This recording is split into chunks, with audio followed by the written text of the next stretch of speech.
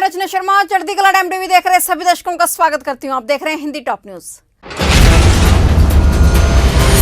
भारत में टीकाकरण कार्यक्रम के बीच नई परेशानी ने दस्तक दे दी है। डॉक्टर्स के सामने ऐसे कई मामले सामने हैं जहां लोग कोविशील्ड के 2 डोज लेने के बाद भी कोवैक्सीन भी लगवा रहे हैं। बताया जा रहा है कि लोग इसके लिए अलग अलग फोन नंबर और आईडी का इस्तेमाल कर रहे हैं। वहीं एक्सपर्ट्स ने चिंता जाहिर की है कि दोनों वैक्सीन शरीर को मिलने पर क्या प्रतिक्रिया होगी, इस बात की जानकारी नहीं है।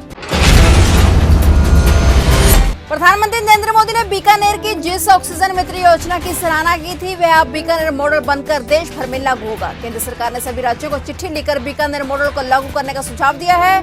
इससे देश भर में ऑक्सीजन वेस्टेज को रोकने में मदद मिलेगी। कोरोना काल में भीलवाड़ा मॉडल के बाद यह प्रदेश का दूसरा मॉडल होगा जो राष्ट्रीय स्तर पर लागू होगा। पिछले दिनों प्रधानमंत्री ने देश के कुछ कलेक्टरों से वीडियो कॉन्फ्रेंसिंग पर बात की थी। इस कॉन्फ्रेंसिंग के दौरान बीकानेर कलेक्टर नमित मेहता की ऑक्सीजन मित्र योजना प्रधानमंत्री को अच्छी लगी थी। उन्होंने 7 मिनट तक मेहता से बातचीत कर योजना को समझा और फिर उनकी पीठ थपथपाई थी। अब केंद्र सरकार ने इसे सभी राज्यों को लागू करने को कहा है। देश भर में आज फिर पेट्रोल डीजल के दामों में उछाल आया है। मध्य प्रदेश में पेट्रोल डीजल के दामों में एक बार फिर से आग लग गई है। अनूपनगर में पेट्रोल 104 रुपए 62 पैसे और डीजल 95 रुपए 76 पैसे प्रति लीटर पर पहुंच गया है। पेट्रोल डीजल के दाम इस साल सबसे ज्यादा कीमत पर पहुंच गए हैं।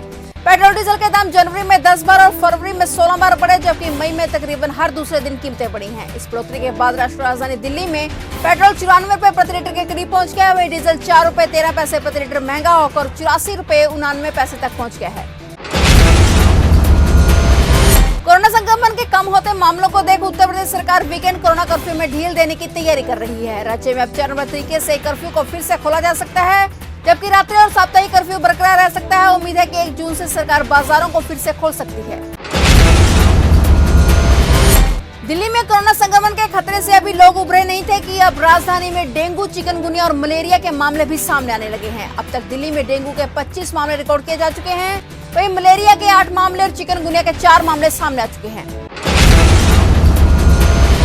सरकार की तरफ से जारी किए गए नए आईटी नियम प्रभाव में आ गए हैं। रिपोर्ट्स में बताया गया कि गूगल, फेसबुक और व्हाट्सएप समेत कई बड़ी कंपनियों ने आईटी मंत्रालय के साथ जानकारी साझा कर दी है, जबकि ट्विटर ने अभी तक सरकार को मुख्य अनुपालन अधिकारी की जानकारी उपलब्ध नहीं कराई है। खास बात यह है कि सरकार और ट्विटर के बीच जुबानी विवाद लगातार गहराता जा रहा है। पीएनबी स्कैम मामले में पिछले 2 साल से फरार चल रहे आरोपी मेहुल चोकसी फिलहाल कैरिबियाई देश डोमिनिका रिपब्लिक में है। इस बीच एंटीगा की पुलिस ने इस आरोपों का खंडन किया है कि चोकसी का अपहरण किया गया और इन्हें जोर जबरदस्ती डोमिनिका में ले जाया गया। एंटीगा के पुलिस कमिश्नर एंटली रोडनी का कहना है कि मेहुल चोकसी बोट से डोमिनिका गए और उन्हें वहां ले जाने में एंटीगा पुलिस की कोई भूमिका नहीं है।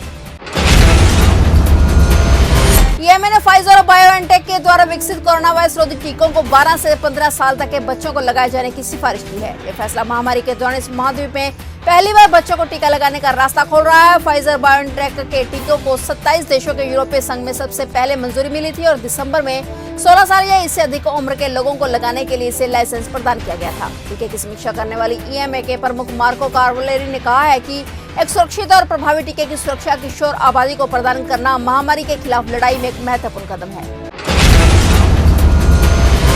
इंडियन मेडिकल एसोसिएशन और योग गुरु बाबा रामदेव के बीच का विवाद गर्माता जा रहा है। अब आईएमए उत्तराखंड ने एक बार फिर से बहस के लिए चुनौती दी है और साथ ही उनसे पूछा है कि कौन से एलोपैथिक अस्पतालों ने इलाज के लिए पतंजलि की दवाएं दी हैं। आईएमए ने पैनल डिस्कशन के साथ बहस की सार्वजनिक रूप से चुनौती दी है।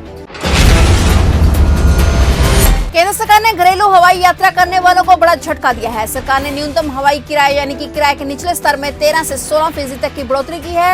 हालांकि अधिकतम किराए यानी कि किराए के ऊपरी स्तर में कोई बदलाव नहीं किया गया है। नागरिक उड्डयन मंत्रालय ने यह जानकारी दी है। नया किराया 1 जून 2021 से लागू होगा। समाचारों का सिलसिला इसी तरह जारी रहेगा। देखते रहिए चढ़ती कला टाइम टीवी।